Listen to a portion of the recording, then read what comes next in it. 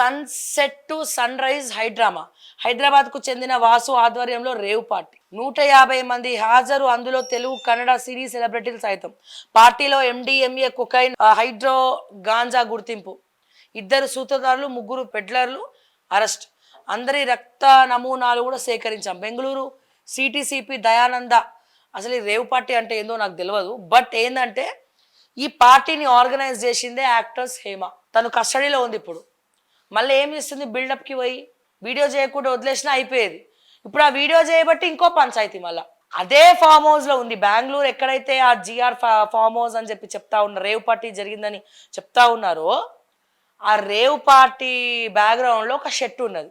ఆ చెట్టు దగ్గరనే హేమ నించొని అసలు నాకు ఇందాకే కొంతమంది మీడియా మిత్రులు చెప్పారండి, చాలా థ్యాంక్స్, నాకు అప్పటి వరకు న్యూస్ తెలియదు, బా సినిమాలో చేసే నటన మొత్తం నిన్న చూపించిందండి, నిన్న మొన్న తెలియదు, అసలు నాకు తెలియదు, కావాలంటే చూడండి, నేను హైదరాబాద్లో ఉన్న ఫామ్ హౌస్లో ఉన్నా అని చెప్పి అటు ఇటు తిరిగింది కానీ కెమెరా రొటేట్ చేయలే.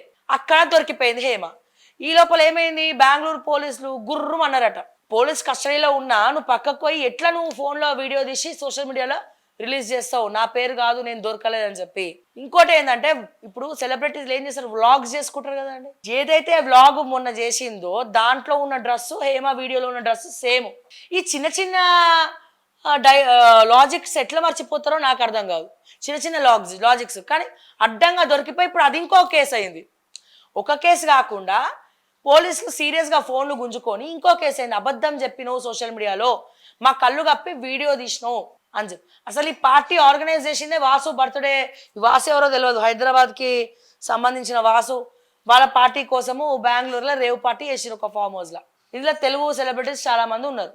దాంట్లో కోకాయిను, డ్రగ్స్, ఇక విచ్చలవిడి కథ కార్ఖానా అంతా నడిచింది. అంటే ఏ రకంగా జరుగుతుంది సినిమా ఇండస్ట్రీలో. ఈ సినిమా ఇండస్ట్రీ వల్ల సామాన్య ప్రజలు, సామాన్య విద్యార్థులు కూడా తప్పుదోవ పడుతున్నారు.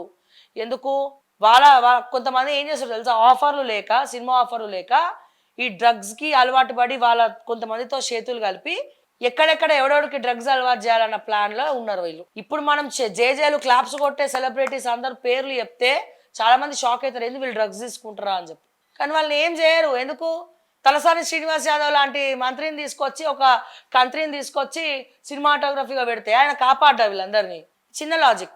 మరి ఇప్పుడు ఎవరు కాపాడుతారో తెలియదు కానీ మొత్తానికి హేమ అడ్డంగా బుక్ అయింది. ఇప్పుడు హేమతో పాటు మిగిలిన వాళ్ళు కూడా చాలామంది ఉన్నారు. చాలా మంచి శుద్ధపూసలక మీడియా ఒక వీడియో వచ్చి చూడండి, అసలు మళ్ళీ దాని పక్కన ఇంకో ఫోన్, మళ్ళీ మీరు చూడండి ఆ వీడియోలో ఇంకో ఫోన్, అట్లా కాదండి, ఒక నిమిషం ఆగండి వాళ్ళ లైన్లో పెట్టి, నేను ఇక్కడ హైదరాబాద్లో ఫామ్ హౌస్లో ఉన్నా అని చెప్పి చెప్తా ఉంది. ఇంకా నయం, హైదరాబాద్ బోర్డు ఎక్కడన్నా బెంగళూరులో కనబడితే ఆడుకు పోయి నించొని చేయలే. అంటే ఏం నేర్పిస్తున్నాం నెక్స్ట్ దానికి. పార్టీ చేసుకోవడం తప్పు కాదు, అది వాళ్ళ వ్యక్తిగత విషయము. కానీ వాళ్ళు తీసుకుంటున్నటువంటి డ్రగ్స్ కానీ, ఇది ఏదైతే మిగతావి కొకైన్ కానీ, ఇవన్నీ వాళ్ళకి ఎక్కడికి వెళ్ళి వస్తున్నాయి అనేది ప్రధాన క్వశ్చను.